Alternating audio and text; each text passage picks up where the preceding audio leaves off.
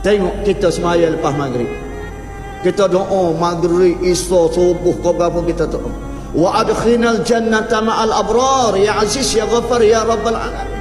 Kita minta, ya Allah Tuhanku, masukkan kami ke dalam syurga. Allah Ta'ala kata boleh. Boleh mu nak masuk syurga. Tapi kalau tengok kau perangai mung, amal ibadat mung, berapa hari baru main masjid? Berapa hari baru? Berapa hari baru mu kenal 5 waktu? Berapa hari baru mu lekat semaya 5 waktu? Berapa hari baru mu semaya Jumaat? Berapa hari baru mu kenal pintu tangga masjid? Kau tengok amalan mu memang masuk ke syurga aku, bau podok.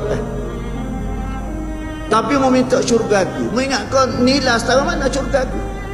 Tapi oleh kerana aku bersifat Ar-Rahman, aku bersifat Ar-Rahim, Al-Ghaffar, dan aku memiliki sifat segala-galanya kelebihan, aku beri kamu. Tak apa, dah mu nak masuk syurga sana, belajar-belajarlah duduk di taman-taman syurga atas dunia. Radhatum min riyadil jannah, satu taman daripada taman-taman syurga. Training, belajar, berlatih, tarbiyah diri duduk di taman-taman syurga di dunia.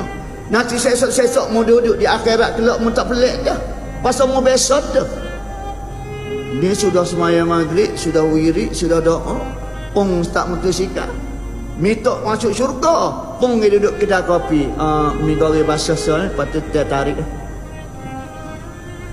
Sani berkinyuk minta nak masuk syurga, Allah Ta'ala makbul. Dah mula masuk syurga, belajar-belajarlah duduk di taman-taman syurga. Mana dia taman-taman syurga? Kuliah-kuliah agama. Semaya maghrib 10 sah, dengar kuliah setengah sah. Pahala mana ni? Uzur syar'i silakan, ada musyaqqah silakan. Ni duduk kedai